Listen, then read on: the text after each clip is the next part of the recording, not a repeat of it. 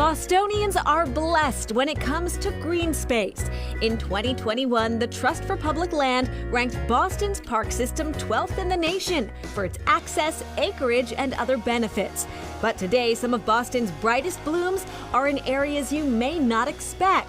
When you look at cities and you look at cement and all the hardscape, and then you bring this beautiful magic of nature into it, it transforms people. Lee Duragopian is the owner of Flora Explora. Ironically, I had no knowledge of Dora the Explorer. These daffodils will be blowing up in the center. And beautifying these downtown streets has been her mission ever since joining forces with the Downtown Boston Business Improvement District in 2014. We started with them and we had 32 planters on the ground, and we now have about 148. Add to that 610 hanging baskets in the summer and 500 winter arrangements. We're sort of like the circus, you know, we're putting on a show and everything has to flow just right. The past 10 years has been a time of transformation for downtown Boston, and I think a lot higher priority has been put on urban spaces and nature. So I think that creating these shared outdoor spaces that anybody can enjoy, whether you're rich or poor, is what it's all about.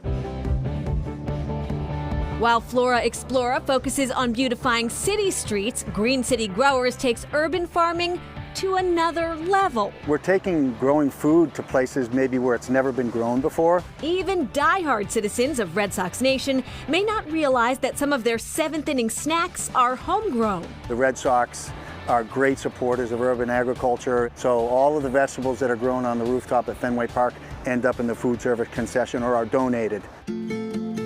Chris Growlert is president of Green City Growers with a passion for farming that goes back to his youth. I asked my father for money, and he said, well, the way you make money is you get a job. So my best friend and I, Jimmy, went down the road to the local apple orchard, and we were paid 10 cents a box for picking up the drop apples off the ground. Today, his organization is exposing a new generation of young people to the benefits of growing and eating where you live. Kids that are exposed to gardening and eating vegetables will be healthier and eat vegetables for the rest of their lives. That's good. Even this reporter learned a thing or two. Actually, I've never heard of a husk cherry. Sometimes they're called ground cherries, too. Ground cherries. Here at Cambridge Discovery Park, Bullfinch has developed a model for the future, a green office space. Property manager Julie Arsenault explains. When Bullfinch purchased the Arthur DeLisle former 1950s park a few years back, we immediately returned over 10 acres of land to open nature spaces.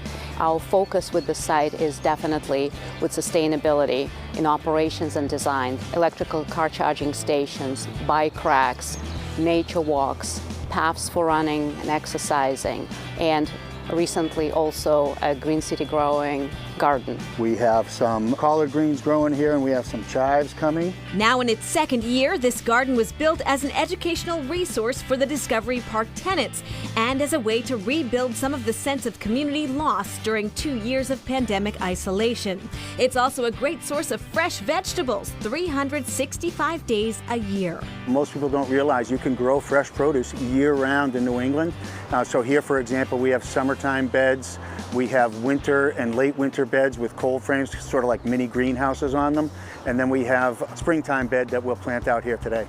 The idea is to equip people to be self-sufficient in growing their own produce and learning about sustainability, learning about the decarbonization in these gardens, learning about stress reduction and low-impact exercise. We want to transmit to the people that work in these gardens that everybody can garden. And it's such a great opportunity, as you saw, to engage young people in farming and urban agriculture. Yeah, research suggests that kids that tend to eat more veggies and fruit who are involved with actually growing the veggies and fruit. And of course, this leads to a healthier lifestyle and habits and can reduce the risk of obesity. Still ahead, art on the Cape.